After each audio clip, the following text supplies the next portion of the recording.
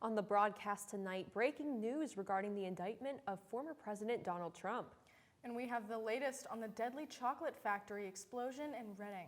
All of that and more right now on SUTV News.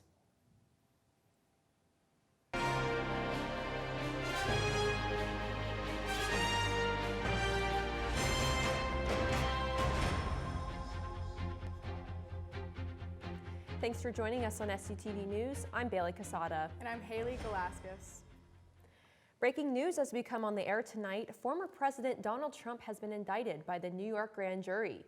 This decision has now made Trump the first ever president to face criminal charges. As of right now, the charges against Trump are unclear. However, many sources close to the case say it's likely that the former president will see charges for falsifying business documents. The case is centered around hush money payments made to former attorney Michael Cohen and the silencing of adult film star Stormy Daniels for an alleged affair in 2006. The documents in question were labeling the checks made as repayment to Mr. Cohen as business expenses under the Trump Organization. It should be noted that even with this indictment, Donald Trump would still need to be prosecuted in order to see any legal consequences, and it is believed that this will not affect the former president's 2024 campaign at this time. Sources close to Trump say that he was caught off guard by the indictment today.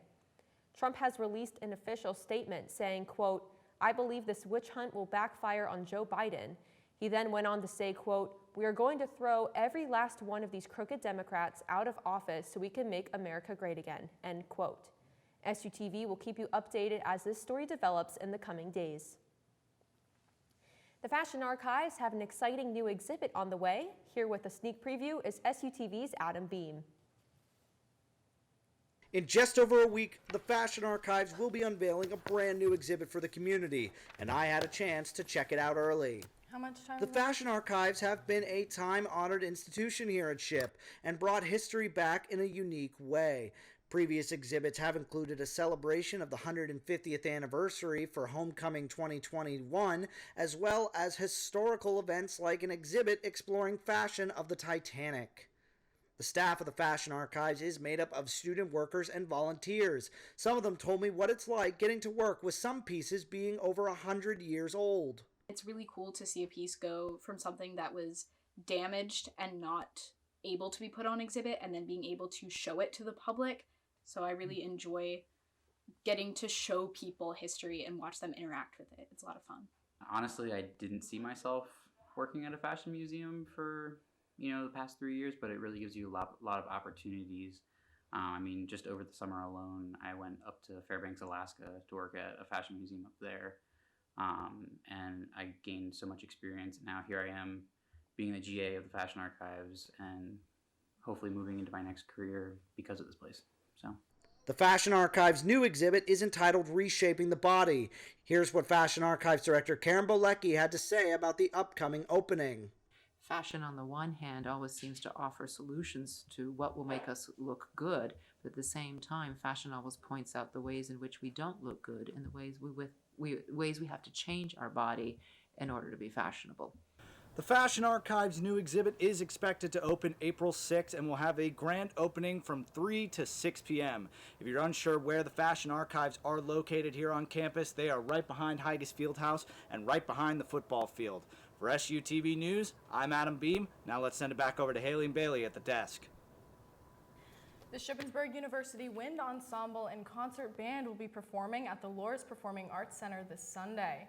The Wind Ensemble is comprised of non-music majors committed to performing classical and contemporary wind band literature.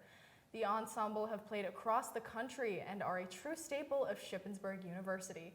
Join them for an exciting afternoon of fantastic music, including the works of John Williams, directed by Trevor Famulari and Aaron Trumbore. A silent auction from Kappa Kappa Psi will also be present. The concert will be on Sunday, April 2nd at 3 p.m. Admission is free and open to everyone. A massive explosion occurred last weekend at a chocolate factory in West Reading, killing 7. The explosion happened on Friday afternoon at the R.M. Palmer Chocolate Factory. The incident resulted in the total destruction of the factory, injuring an additional 10 people. Investigators are determining if the cause of the explosion had to do with the gas lines that run through the factory. Local officials announced that there will be a recovery fund for any families or workers affected by the explosion. R.M. Palmer has declared their state of mourning and their willingness to assist their workers and their loved ones.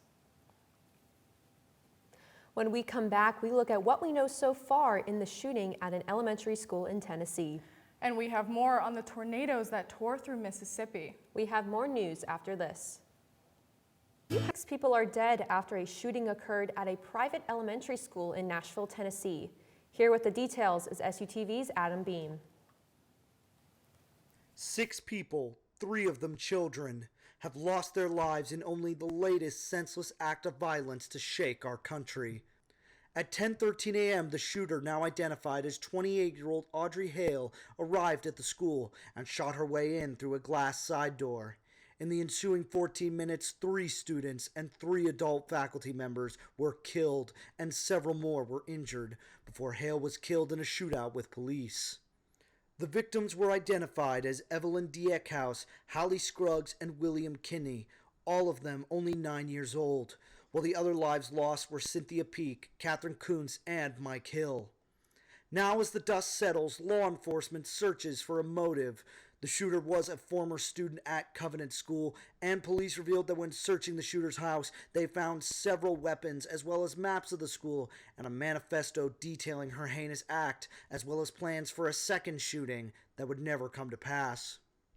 The images out of Tennessee are ones that evoke the memories of other tragic shootings, from Columbine to Sandy Hook, although no image speaks greater volumes than this image, which shows a young, unidentified student in tears as she's driven off to a reunification center where she was hopefully reunited with loved ones. The shooting in Tennessee is now the 129th mass shooting this year and the 38th mass shooting in March alone. Here's what officials have said so far.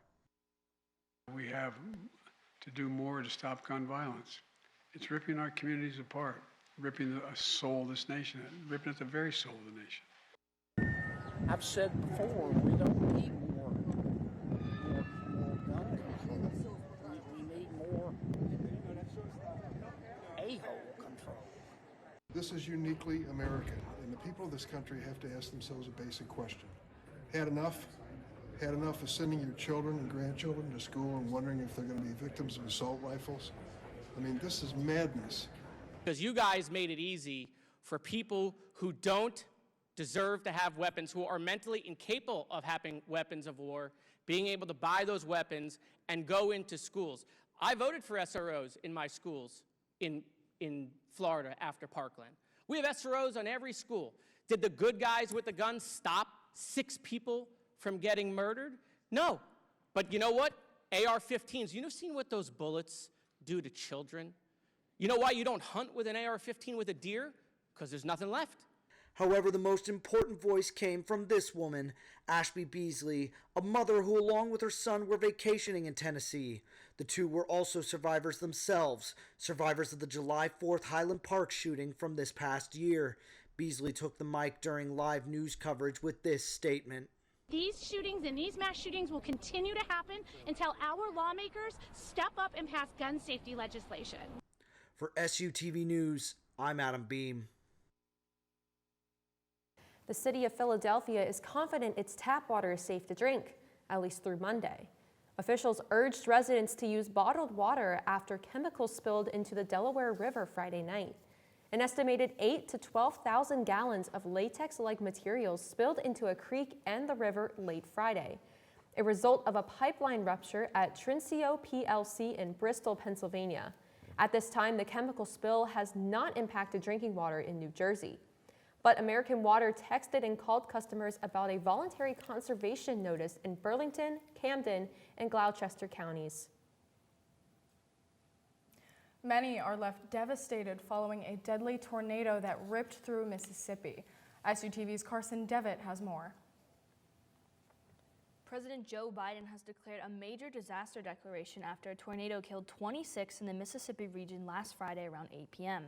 The twister hit hardest in some of the most economically deprived areas of the U.S.'s poorest state.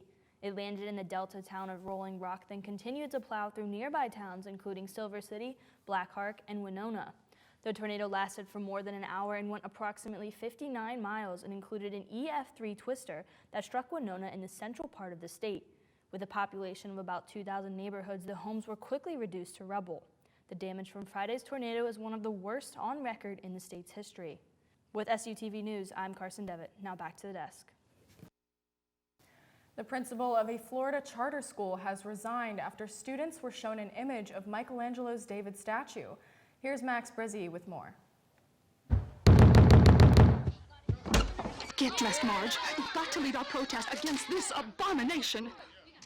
But that's Michelangelo's David. It's a masterpiece. It's filth. It graphically portrays parts of the human body, which, practical as they may be, are evil. But I like that statue.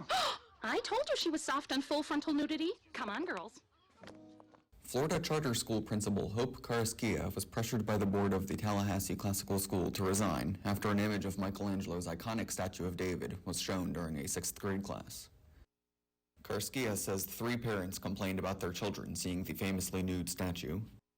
The school has a strict policy that requires parents be notified in advance before their children are taught lessons deemed controversial. The school board says Karaskia did not follow procedure. Tallahassee Classical School Board Chairman Barney Bishop has said that the statue incident is not the only reason for Karaskia's ousting, but declined to go into more detail. Karaskia's resignation comes in the wake of a barrage of book bannings and curriculum alteration in the state of Florida, spearheaded largely by Governor Ron DeSantis.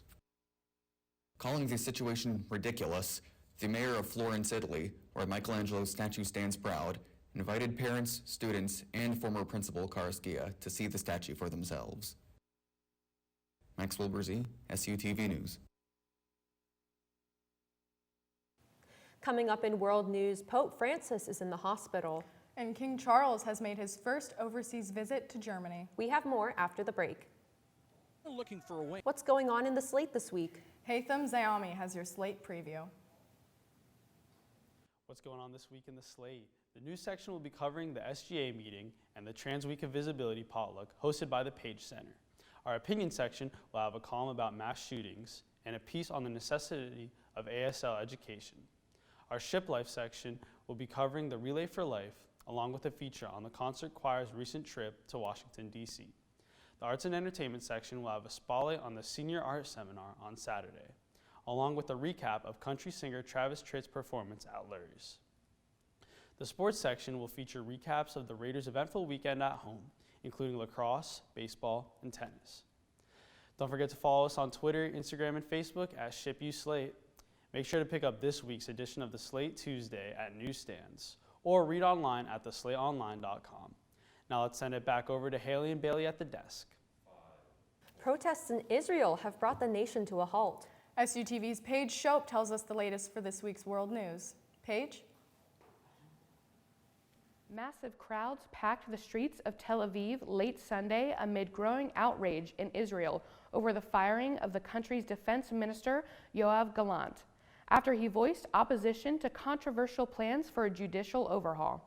Gallant was the first member of Netanyahu's cabinet to voice opposition to the judicial reforms. Now 3 other ministers, all members of the party, suggest halting the plans. CNN's Hottest Gold has the story. Israeli Prime Minister Benjamin Netanyahu firing his own defense minister, who's a member of his own political party, after the defense minister Yoav Gallant dared to make a striking speech on Saturday evening, calling for this massive judicial overhaul that's being pushed forward by the Netanyahu government to at least be frozen for a few weeks, warning that this overhaul, which would give the Israeli parliament the power to, for example, overturn certain Supreme Court decisions, saying that it needs to be frozen because of the divisiveness that it is causing, he believes is a threat to Israel's national security. This is partly because there are now members of Israeli military, the reservists, including elite members of the reservists for the Air Force, saying they will not heed the call to serve if these reforms go through because they will feel as though they are no longer serving a democracy. Now, we didn't hear from Benjamin Netanyahu for nearly 24 hours after this speech was made, but then a short statement on Sunday evening came out saying that Netanyahu had fired his defense minister. We are also hearing from an official in the Prime Minister's office saying that Netanyahu Netanyahu fired the defense minister because he lost confidence in him after the defense minister gave this speech going against the government, against the coalition, saying that if he had coordinated, by not coordinating the speech with the prime minister's office, he had sabotaged any sort of efforts to try and reach a solution. Now, the defense minister tweeting shortly afterwards that the security of the state of Israel has always been and will always remain the mission of my life. But now this isn't just a political crisis, it's also a security crisis, because Israel has been in a very sensitive security situation now for more than a year, with incredibly rising levels of violence between Israelis and Palestinians. There's been record levels of deaths on both time, and Ramadan has just begun. Passover is coming soon. The two holidays will overlap, and they're expected to be a very sensitive, potentially even volatile time because of these holidays, especially here in Jerusalem. And right now, it's not clear who is the Minister of Defense. Meanwhile, the opposition leader Yair Lapid now says that the Prime Minister himself is a threat to the security of Israel.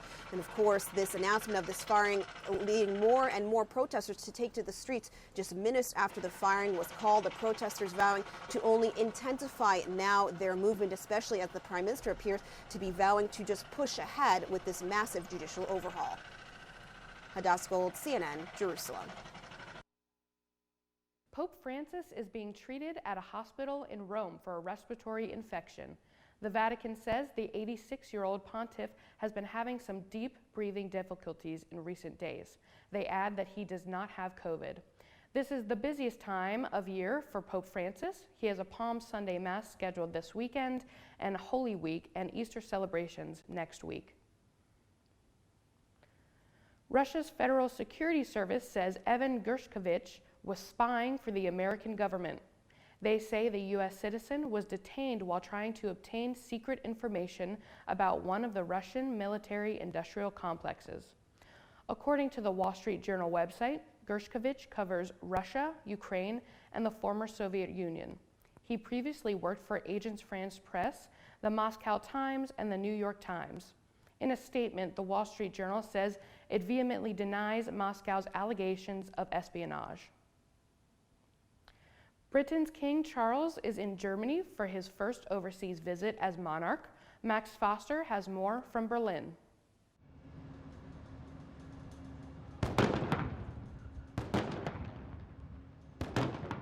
A grand entrance fit for a king's first official state visit. King Charles and his wife Camilla, the Queen Consort, welcomed to Germany with a 21-gun salute and a fly-past.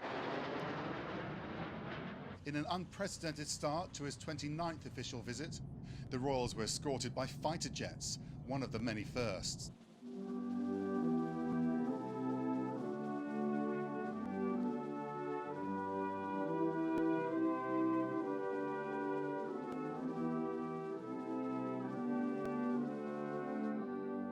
Adding to the sense of history, this was the first full ceremonial welcome for a head of state here at the Brandenburg Gate since the Second World War. And a first chance for the new king to meet German fans. The atmosphere, it was really, I never experienced something like that before. Is it symbolic having him here in the shadows of the Brandenburg Gate? I think so, yes. I think it's there's a strong bond between both countries for centuries. And there were two world wars, and it's actually great to kind of go together. There's a friendship again. We all know about him when he was Prince of Wales. He did a lot for the environment, which I think is a good thing. And I think we'll have to see what will become of it now that he's king. King Charles's focus on the environment was on the agenda as usual, with a reception focused on green energy and a tree planting ceremony, part of the Green Canopy initiative in memory of his mother, Queen Elizabeth II. The King's visit and state banquet in Berlin is intended to celebrate the UK's relationship with both Germany and France following the postponement of his visit to Paris due to protests. Buckingham Palace says Charles will use this historic trip to highlight the importance of sustainability and community, ideas integral to both nations.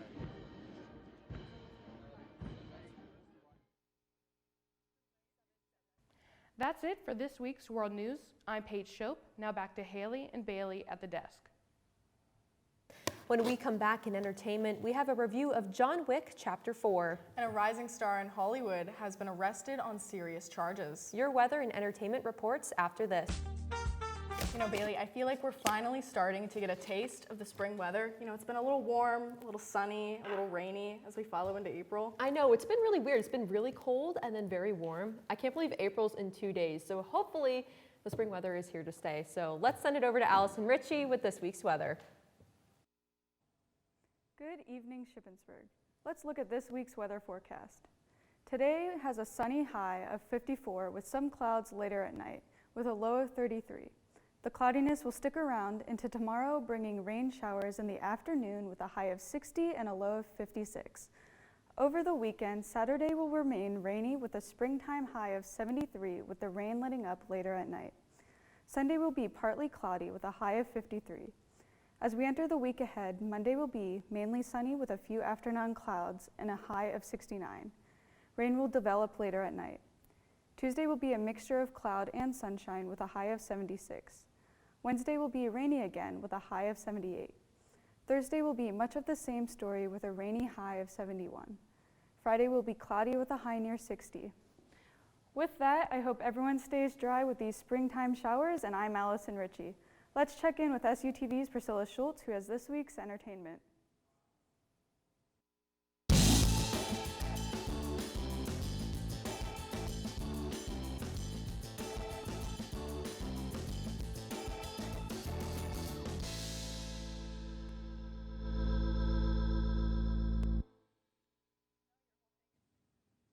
The Master Assassin is back in his biggest adventure yet. Here with a review of John Wick Chapter 4 is SUTV's Adam Beam. Since the first John Wick all the way back in 2014, the series has stood as the modern gold standard when it comes to action movies, and rarely do you find a franchise that many would agree gets better with every sequel. Now, just short of a decade later, this new installment is being hailed as an action masterpiece, and yeah, they're right. So, you want to kill him? You want to kill him? I want to kill him. What about you, Mr. Vic? I'm going to kill you.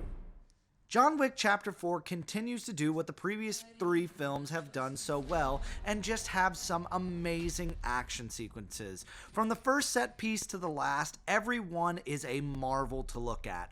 The lighting, the cinematography, the pacing, the music, the stunt work. My goodness, the stunt work. This movie is a prime example of stunt work at its finest and why it should be more respected in the industry. You feel every hit, and it makes for some great visceral moments that will stick with you long after you leave the theater. Sacré-Cœur. Weapons. If you win, the table will honor its word. You will have your freedom, but you won't take it. Blades.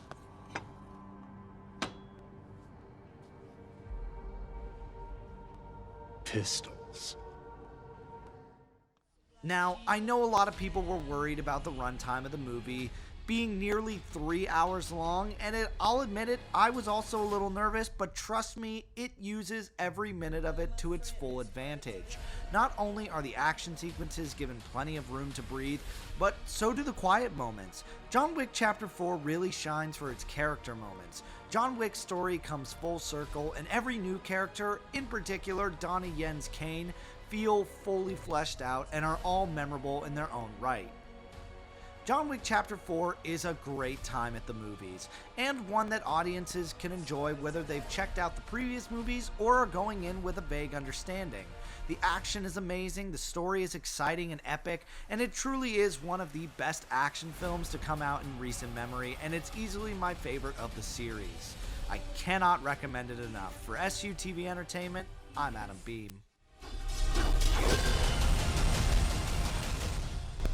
You and I left a good life behind a long time ago, my friend.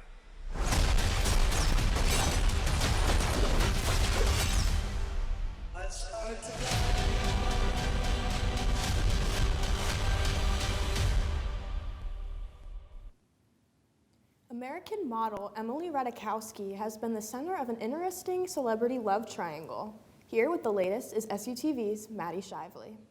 Musician Harry Styles and model Emily Ratajkowski have been captured packing on some serious PDA. In a video posted by Harry Styles' fan account @HarryFlorals, the pair were seen making out while standing behind a vehicle in Tokyo.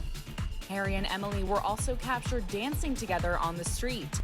Emily's and Harry's steamy kiss comes after E! News confirmed in November that Harry and Olivia Wilde had chosen to take a break after 2 years of dating.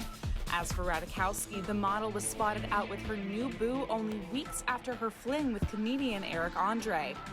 Although Styles is known to have an enormous fan base, critics skepticized Styles' smooching skills. Say that 5 times fast. The video on Twitter brought to the fore one of the most pressing questions of our time. Is Harry Styles a bad kisser? Nonetheless, Emily Ratajkowski made it clear on her podcast that she is not looking for a serious relationship, making the blood of Harry Styles fans everywhere boil. This is Maddie Shively for SUTV Entertainment. Jonathan Majors is currently facing domestic assault charges. New York police arrested Majors Saturday after an alleged domestic dispute. Charges include strangulation, assault, and harassment. Police said that a 30-year-old woman informed officers she was assaulted. Investigators say the woman had minor injuries to her head and back. A spokesperson for Majors denied any wrongdoing by the actor, who had recently starred in Creed 3 and Ant-Man and the Wasp: Quantumania. Kanye West has proclaimed his love for Jewish people after a string of hateful comments made over the last months. Last October, Kanye publicly denounced the Jewish population, making it clear on his Twitter that he would, quote, go DEFCON 3 on Jewish people, end quote. Kanye took to Instagram on March 24th to apologize for his aggressive comments. In the post, he claims, quote, watching Jonah Hill in 21 Jump Street made me like Jewish people again. No one should take their anger against 1 or 2 individuals and transform that into hatred towards millions of innocent people, end quote. Kanye later thanked Jonah Hill for his performance in the movie. Jonah Hill has yet to respond. That's it for entertainment this week. I'm Priscilla Schultz, and now back to Bailey and Haley at the desk. When we come back in sports, we have the Final Four in this year's March Madness. Stay tuned.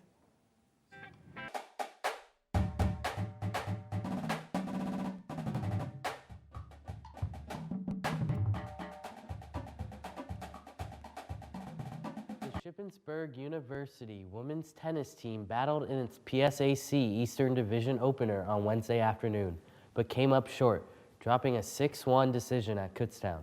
Shippensburg had 2 single matches go 3 sets against Kutztown. At number 4 singles, junior Brigid Cantwell won her 2nd straight match by claiming a 7-5 and a 6-4 victory.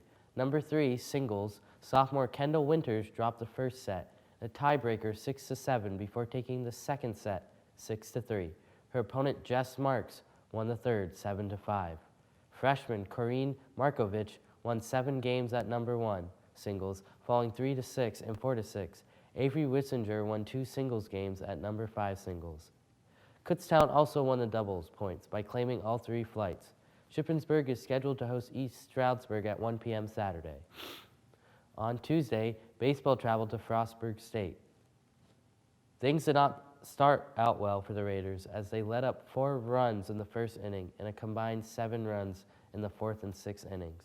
The Raiders finally got on the scoreboard in the 7th inning when Heckman hit an RBI double. The Raiders scored 4 runs in the 8th and 3 in the 9th, but it was not enough, and the Raiders dropped this one to Frostburg State 12-8.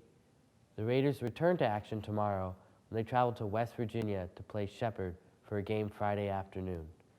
The Raiders will then come back to Fairchild Field for a doubleheader on Saturday. The Rams' first pitch on Friday is 1 o'clock. This year's March Madness tournament has been everything the name entails. Here with the details on the Final Four is SUTV's Austin Briner.